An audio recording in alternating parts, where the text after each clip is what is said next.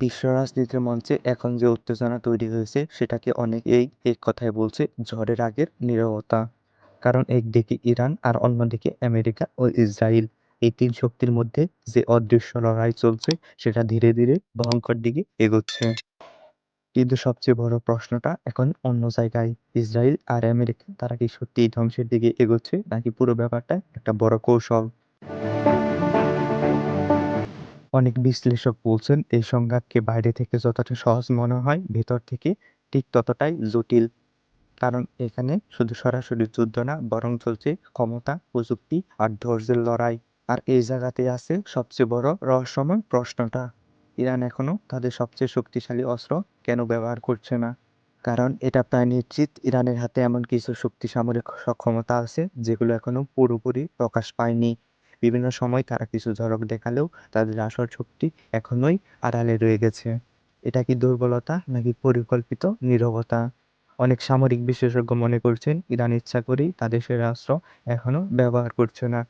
কারণ একবার যদি সে অস্ত্র ব্যবহার করা হয়, তাহলে পুরো যুদ্ধের চিত্র বদলে যেতে পারে। আর তখন পিছু হটার আর কোনো সুযোগ থাকবে না। এটা অনেকটা শেষ তাসের মতো, যেটা শুরুতে ব্যবহার করা হয় না, বরং শেষ মুহূর্তের জন্য তুলে রাখা হয়। অন্যদিকে আমেরিকা ও ইসরায়েল কিন্তু বসে নেই, তারা প্রতিনিয়ত নজর রাখছে কোথায়, কখন, কিভাবে ইরান তাদের পরবর্তী পদক্ষেপ নেবে। কারণ তারা খুব ভালো করেই জানে একটা ভুল সিদ্ধান্ত পুরো অঞ্চলকে আগুনে ফেলে দিতে পারে। কিন্তু এখানে আছে সবচেয়ে বড় ভয়ঙ্কর সম্ভাবনা: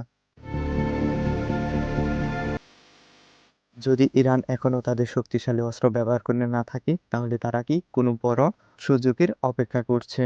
একটা নির্দিষ্ট সময়, একটা নির্দিষ্ট আঘাত, নাকি এমন কোনো পরিস্থিতি যেখানে একেবারেই খেলার মোড় ঘুরিয়ে দেওয়া যাবে? এই প্রশ্নগুলোর পরিষ্কার উত্তর এখনো পাওয়া যায়নি।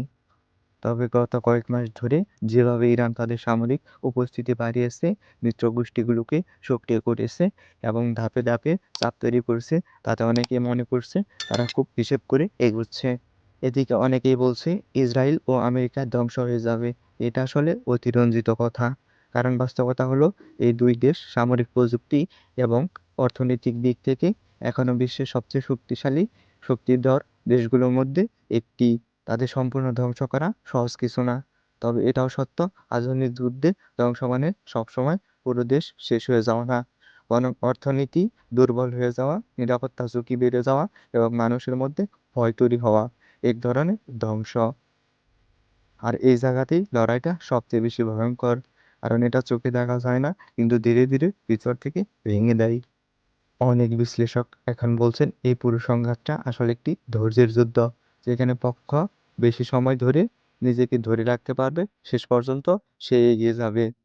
আর ইরান যদি সত্যি তাদের সেই অস্ত্র এখন ব্যবহার করে না থাকে, তাহলে হয়তো তারা এখনো সেই সঠিক মুহূর্তের অপেক্ষায় আছে। একটা মুহূর্ত যেখানে একটা বিশাল সিদ্ধান্ত পুরো ইতিহাস বদলে দিতে পারে। সব মিলিয়ে পরিস্থিতি এখন এমন জায়গায় দাঁড়িয়ে আছে যেখানে প্রতিটা পদক্ষেপ, প্রতিটা সিদ্ধান্ত এবং কি প্রতিটা নীরবতাও গুরুত্বপূর্ণ। আর সবচেয়ে বড় প্রশ্নটা এখনো রয়ে গেছে: এই নীরবতার পেছনে আসলে কি লুকিয়ে আছে? একটা বড় ঝড়, নাকি আরো বড় কোনো কৌশল? হয়তো উত্তরটা এখনো সময়ের মধ্যেই লুকিয়ে আছে।